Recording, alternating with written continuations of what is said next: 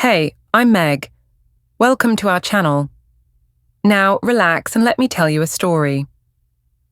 Michael Stevens stood by the window of his 7th floor office, watching the bustling San Francisco street below. The autumn rain blurred the outlines of pedestrians, turning them into dark silhouettes hurrying about their business.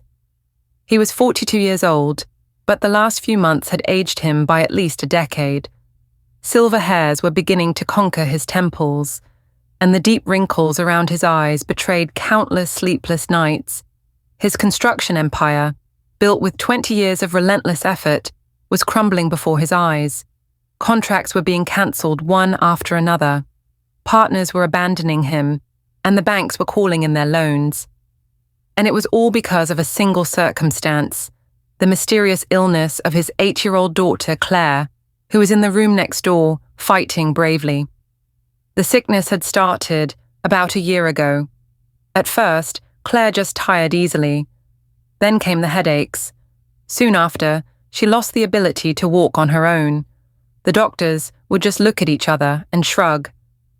Her test results were bizarre, inconsistent with any clinical picture known to modern medicine. Michael had taken his daughter to the best hospitals in San Francisco, then flew her to the Mayo Clinic in Minnesota, and even to specialists at Johns Hopkins in Baltimore. Money flowed out like a river, but answers never came. "Daddy," a weak voice called from the girl's room. Michael rushed to Claire's side. She was lying in bed, surrounded by medical equipment. Her brown hair, once thick and shiny, was now thin, and her skin had taken on a sickly pallor. But her eyes, those same brown eyes inherited from her Japanese mother, Aiko, still shone with an intense flame. "What is it, my sunshine?" he asked, sitting on the edge of the bed and holding her small hand in his. "I dreamed of Mommy. She was speaking in that strange language, like in those videos you used to show me, when I was very little."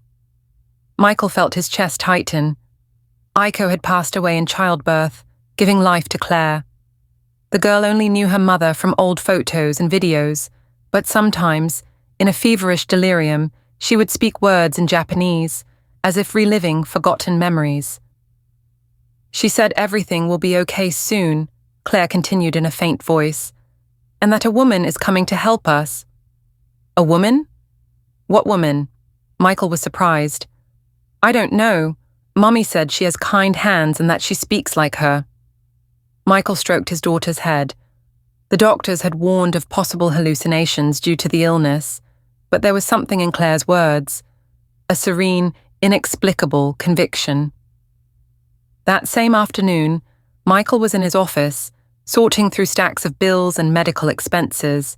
The numbers were staggering. He had already spent $1 million on Claire's treatment in private clinics alone. Another $2 million had been invested in private doctors and nurses. His accounts were empty.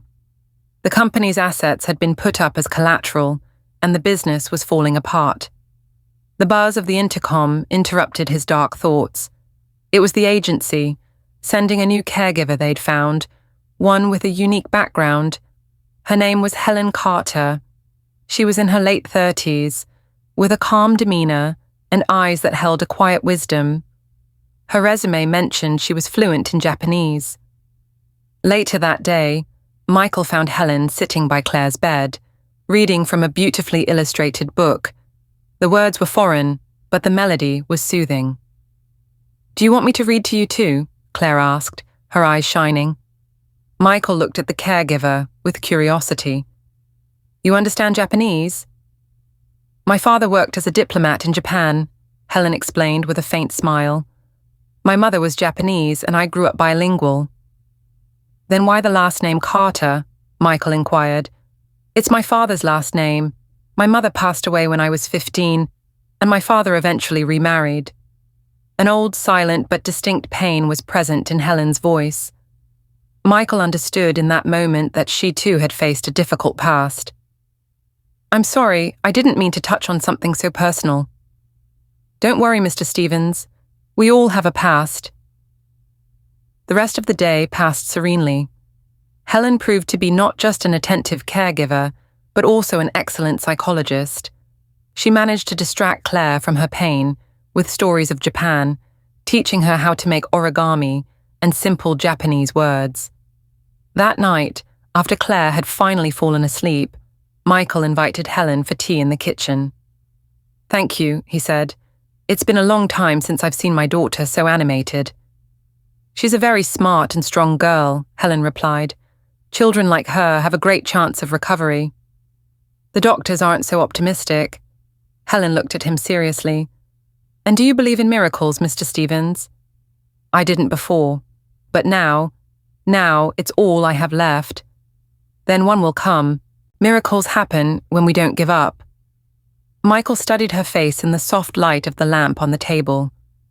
There was something in Helen's features that seemed familiar, something that made his heart beat faster.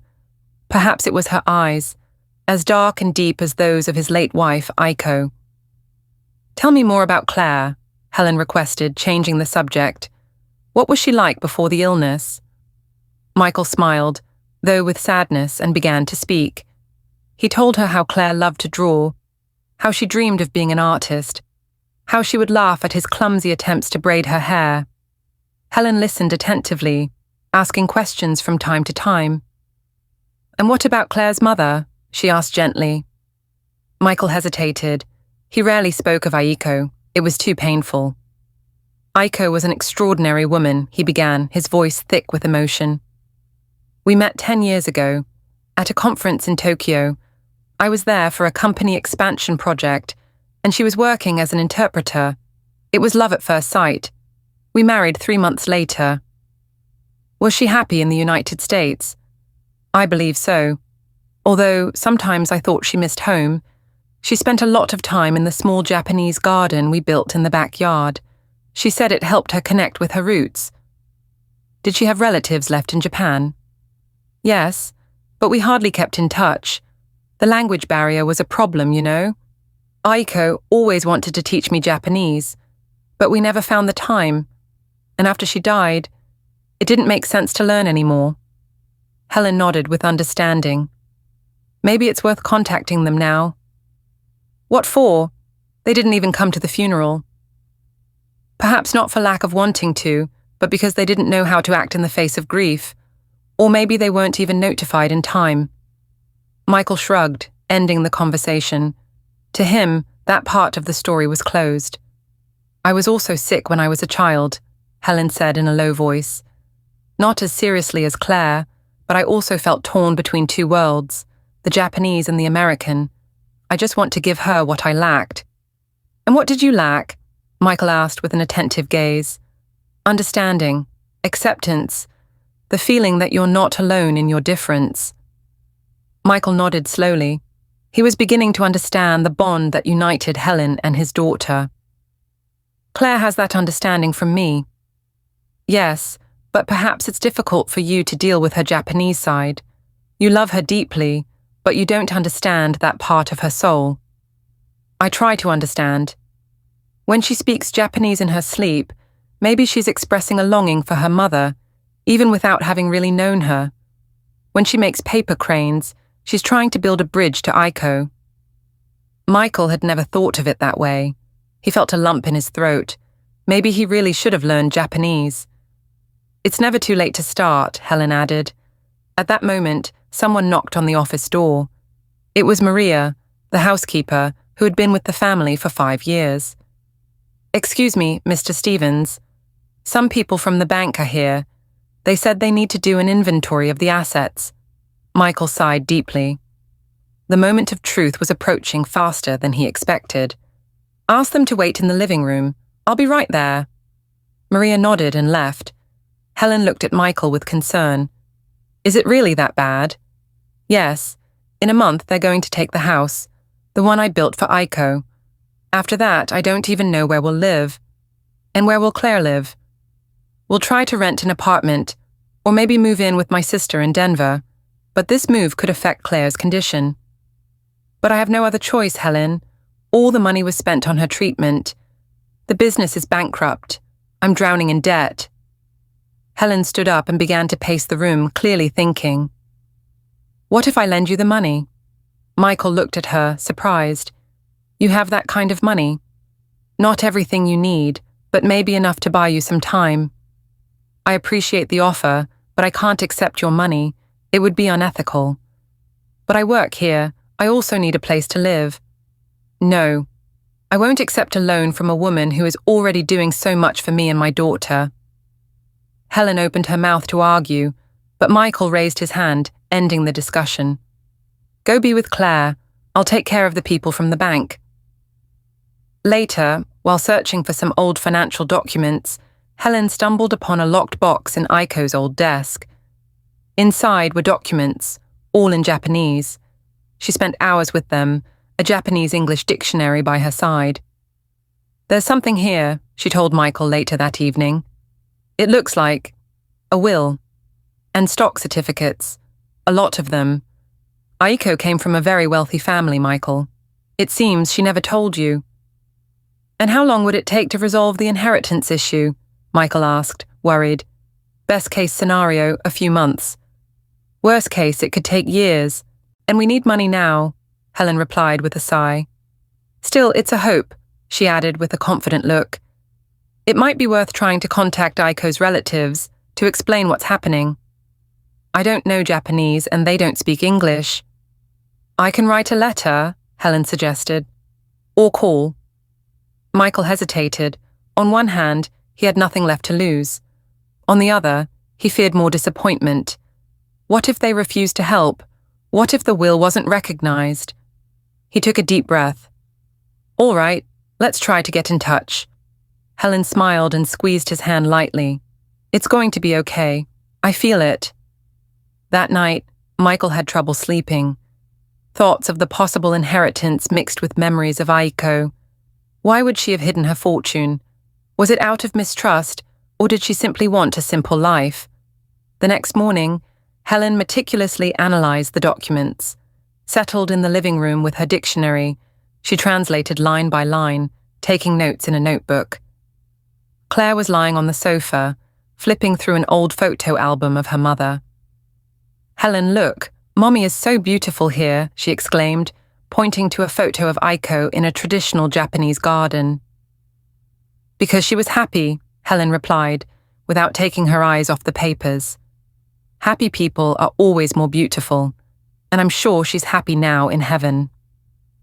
Helen then looked up at the girl with tenderness. But I think she still worries about you. She wants you to get better soon. Then why doesn't she help? Mommy could do anything. There was so much faith, so much hope in the childlike question that Helen felt her heart ache. Maybe she is already helping, she said, her voice trembling. We just haven't realized it yet. Claire nodded, went back to the album, and immersed herself in the photos again.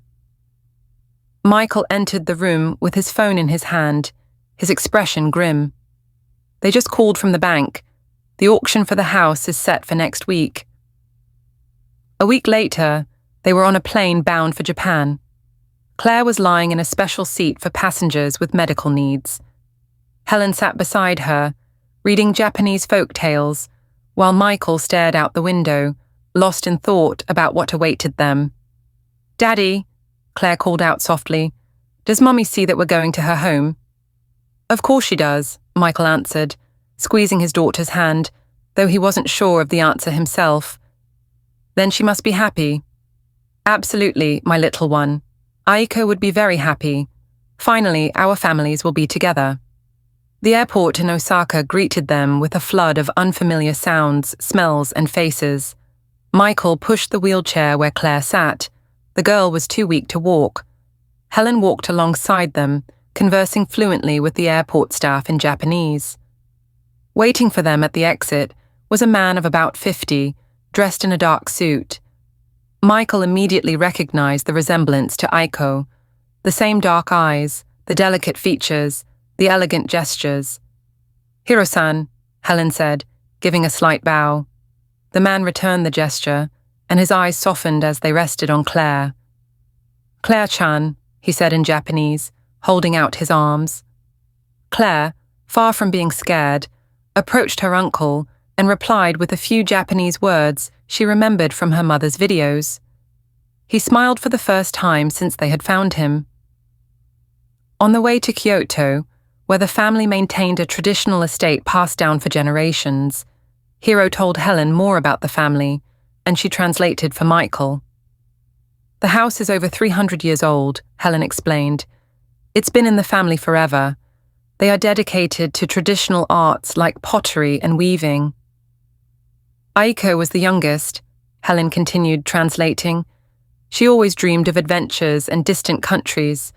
When she decided to go to America, her parents were against it, but they couldn't stop her. And why didn't they come to the funeral? Michael asked, a hint of old pain still in his voice. Helen asked Hiro the question, and he took a long time to answer, his face filled with regret. After listening, she translated. They received the news too late. By the time the letter reached Japan, the funeral had already happened. They wanted to come, but they didn't know how to contact you. Michael felt a weight lift from his chest. He had been so immersed in his own pain that he had never considered her family side of it. That night, they met with a family friend, a renowned doctor. Dr. Tanaka examined Claire and reviewed all her files from the US. He believed her condition was a rare, complex autoimmune disorder triggered by an environmental factor and treatable with a specialized therapy available only in Japan. "Am I going to get better?" Claire asked, a glimmer of hope in her eyes. "Yes, you are, little one," Michael replied emotionally, hugging his daughter. "You're going to get well." In that moment, he thought he could hear Aiko's soft voice whispering, "Thank you for bringing her home." Claire's treatment began immediately. Dr. Tanaka proved to be not only a brilliant specialist, but also a kind person. He explained each step of the therapeutic process with clarity, patiently answered all their questions, and assured them he would personally oversee the case. Claire needed specific medications, regular procedures, and a very strict diet. But in just 1 week, the first signs of improvement were visible. The girl became more energetic, her appetite returned, and the constant headaches disappeared. Michael was amazed every day by the speed at which his daughter adapted to her new environment. Claire befriended her Aunt Yoko, who taught her origami with patience and love. Hiro took her to see the family studio, where they produced handcrafted pottery. The girl absorbed Japanese culture as if she were returning home after a long absence. "Daddy," she said one night while watching the garden, "can we stay here forever?" Michael didn't know what to say. On one hand, he saw his daughter's transformation. On the other, he thought of the life he had left behind in America, a life in ruins. "It's true, but it's still your life. For now, we're just visitors, sweetheart." But Uncle Hiro said this is our home too, Mommy's home. Helen, who was helping Claire with her Japanese homework, looked up and commented, "Claire is learning quickly. In a few months she'll speak like a native." "And you, Helen?" Michael asked, curious. "How are you feeling here?" "Good. I don't feel out of place here. In the US, they always saw me as Japanese. In Japan, as American. But here I'm just myself." During that time in Kyoto, Michael learned more about Helen's history. Her father, the diplomat Alexander Carter, met Midori, Helen's mother, during a mission at the Japanese embassy. The romance was intense, but living together wasn't always easy. Midori had a hard time adapting to life in America. She missed her homeland, her language, her culture, and it affected her health. When Helen was 15, her mother passed away after a battle with cancer. A year later, her father remarried, but the new wife never accepted Helen as part of the family. Since then, Helen had lived between two worlds, never feeling like she fully belonged to either. Michael listened intently, touched by a story so similar to his daughter's. Slowly, he understood why Helen and Claire had formed such a strong bond so quickly. A few days later, while organizing Aiko's old belongings in the study, Hiro found a wooden box with carefully stored papers. On top was his sister's diary. He asked for permission to read it aloud. Michael, hesitant, consented. They all sat on the tatami mat, with Claire lying beside them, watching attentively. "Who am I really?" Helen read, translating Aiko's diary for Michael. "He thinks I'm just an ordinary translator, and I don't know how to tell him the truth. What if he's in love with the image of a humble Japanese girl? Maybe it's better to stay silent for now. Time will tell if his feelings are true." Michael listened with a heavy heart. Aiko had doubted his love. She had been afraid to open up. Hiro turned a few more pages of the diary and continued. "We're married. I'm happy, but I still haven't told Michael about my family and the money. Now it seems even more complicated. What if he thinks I deceived him? It's better to live a simple, modest life. The money can wait. The most important thing is love." "Mommy was very smart," Claire murmured sweetly. "Yes, my daughter. Very smart and very loving," Michael replied. 3 months after their arrival in Japan, the long-awaited news finally came. The lawyer informed them that all legal formalities had been completed. The inheritance was now officially registered in Claire's name, and Michael had been appointed her legal guardian until she came of age. The sum was even more impressive than they had imagined, around $18 million. Hiro explained that over the years since Aiko's death, the stock she owned had appreciated considerably, and the real estate in Kyoto, especially the family home, was extremely valuable. "Now you can do whatever you want," Hiro said through Helen's translation. Michael sat in the garden of the house, trying to comprehend the magnitude of the change that had occurred. 6 months earlier, he was on the brink of bankruptcy. His daughter was on the brink of death, and the future seemed devoid of hope. Now he had the resources to ensure Claire the best treatment, education, stability, and maybe even the chance to rebuild his own life completely. "And now, what will you do?" Helen asked, sitting beside him on the bench. "Honestly, I don't know. It's a lot to take in at once." "And what does Claire want?" "To stay here," Michael said. "She's fallen in love with this place, with the family, with her new life." Helen watched him in silence. Michael reflected for a moment. During those months, he had been enchanted by the calm rhythm of life in Kyoto, the beauty of the surrounding nature, the wisdom of the traditions maintained with such care by this family. "Back in the States, I thought I was doing important things, but I was just running on a hamster wheel," Michael said, looking at the garden blooming with cherry blossoms. Here I feel alive." "And Aiko?" Helen asked softly. "Don't you feel you're betraying her memory?" "On the contrary," Michael replied. "Here is where I understand her soul the most, and I feel like she approves of our choices." One evening, Michael and Helen went for a walk. They stopped in front of a small temple where Aiko's parents had married. In the twilight, the stone lanterns created a mystical atmosphere. "Michael," Helen said quietly, "I'm pregnant." He turned, surprised. "Are you serious?" "Yes, I found out this morning." Michael hugged her tightly and spun her in the air with joy. "This is wonderful. Claire is going to be ecstatic." "You don't think it's too soon? We've only been married for a year.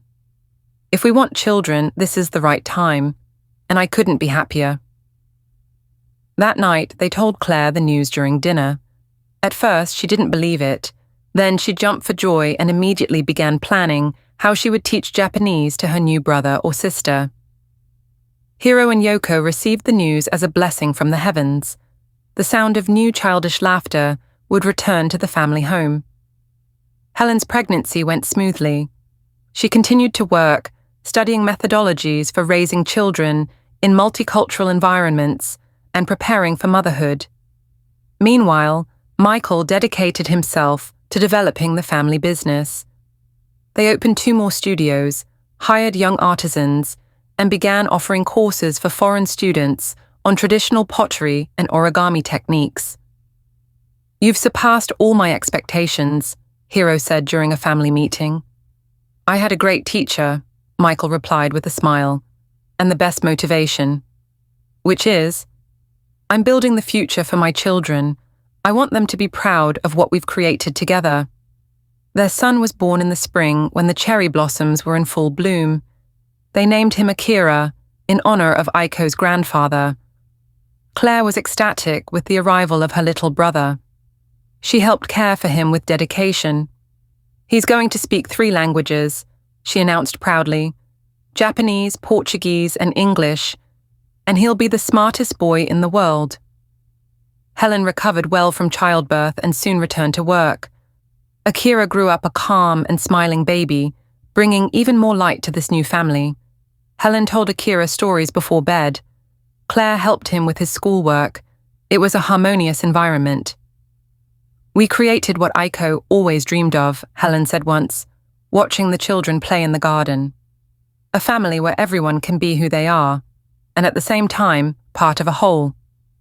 "And this is just the beginning," Michael replied, embracing his wife. "We have a whole life ahead of us." Many years passed. Michael was happier than he had ever imagined possible. The cultural center they founded had become one of Kyoto's main attractions, and the family was recognized as a symbol of the successful union between tradition and innovation. Claire, now 18, had enrolled at the University of Tokyo in the Faculty of International Relations. Her dream was to become a diplomat and work on cultural exchange between countries. "I want to help families like ours," she explained, "people who live between cultures and are searching for their place in the world."